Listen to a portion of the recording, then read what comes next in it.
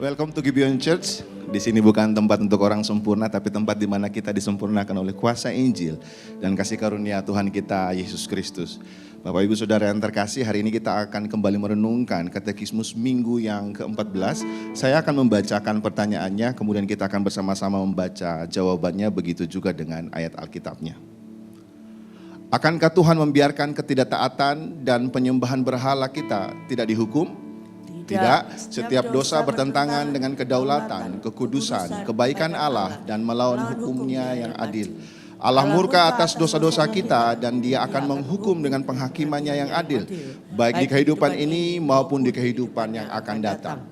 Galatia pasal 6 ayat 7-8. Jangan sesat, Allah tidak membiarkan dirinya dipermainkan, karena apa yang ditabur orang itu juga yang akan dituainya. Sebab barang siapa menabur dalam dagingnya, ia akan menuai kebinasaan dari dagingnya. Tetapi barang siapa menabur dalam roh, ia akan menuai hidup yang kekal dari roh itu. Silakan duduk Bapak Ibu Saudara yang terkasih.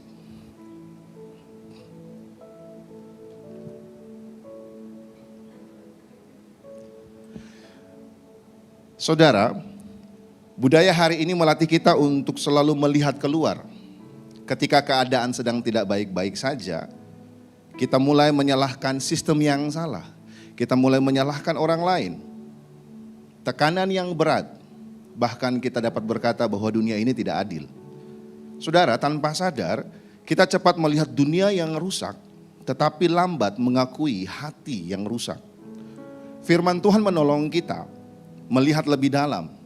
Masalah yang terbesar dalam manusia adalah justru di dalam dirinya, yaitu hatinya yang berdosa. Hati yang seharusnya mengasihi Allah justru cenderung untuk menjauh darinya.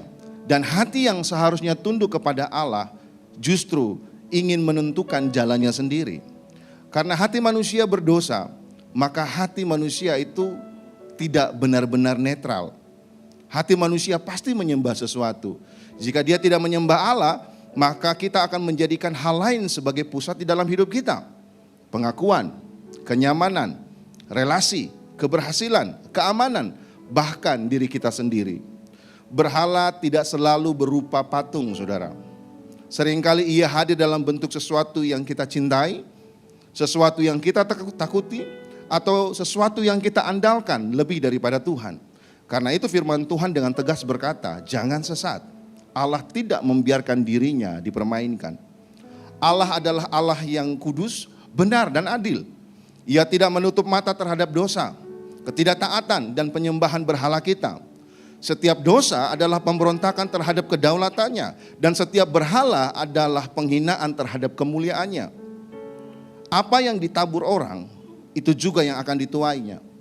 Menabur dalam daging akan menuai kebinasaan. Alkitab berkata, upah dosa adalah maut. Dosa bukan perkara ringan, saudara, tetapi persoalan serius yang layak menerima penghakiman Allah yang adil. Namun puji Tuhan, kisah kita tidak berhenti pada keadilan yang menakutkan. Alkitab juga berkata, anugerah Allah adalah hidup yang kekal di dalam Kristus Yesus Tuhan kita. Roma pasal 6 ayat 23. Jadi di tengah kenyataan bahwa kita bersalah dan tidak berdaya, Injil berbicara. Dalam kasih-Nya Allah mengutus Kristus untuk menanggung hukuman atas pemberontakan kita. Sehingga keadilan ditegakkan dan kita diselamatkan. Di kayu salib, Allah tidak mengabaikan dosa, Dia menghukumnya. Tetapi hukuman itu dijatuhkan kepada Kristus sebagai korban tebusan bagi kita yang tidak berdaya. Salib menunjukkan bahwa dosa kita jauh lebih serius daripada apa yang kita kira. Namun di saat yang sama menunjukkan bahwa kasih Kristus juga jauh lebih besar daripada apa yang kita bayangkan. Kristus menanggung apa yang seharusnya kita tanggung, supaya kita menerima pengampunan, pembenaran, dan hidup yang kekal. Oleh karena itu saudara, hidup baru tidak dimulai dari usaha kita untuk memperbaiki diri, tetapi dari pertobatan yang jujur dan iman yang sungguh kepada Kristus yang dikerjakan oleh Roh Kudus. Jadi saat Injil memulihkan hati kita, berhala kita akan runtuh, penyembahan kita dipulihkan, dan Kristus kembali menjadi pusat di dalam kehidupan kita. Saya undang kita semua, mari kita bangkit berdiri.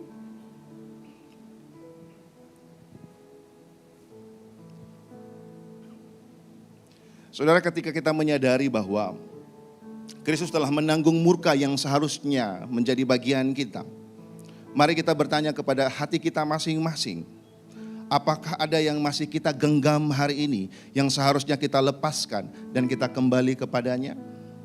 Saya ajak kita semua, mari kita masuk di dalam doa pertobatan. Sebab seringkali kita masih membungkus dengan rapi berhala hati kita, sehingga bukan Kristus yang bertata di dalam hati kita. Silakan berdoa Bapak Ibu Saudara yang terkasih.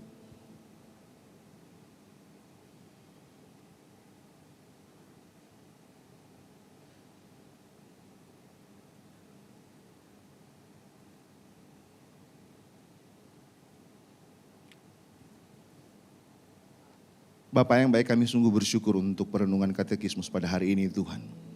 Ampuni kami ketika kami menaruh pengharapan kami, menaruh rasa aman kami kepada hal-hal yang justru rapuh Tuhan, dan tidak menjadikan Engkau sebagai pusat di dalam hidup kami. Kami membungkus berhala hati kami dengan rapi. Tapi hari ini kami belajar Tuhan, bahwa upah dosa adalah maut, tetapi kasih karunia Tuhan adalah hidup yang kekal di dalam Kristus Yesus Tuhan yang hidup. Kami sungguh bersyukur untuk penebusan yang telah Tuhan berikan.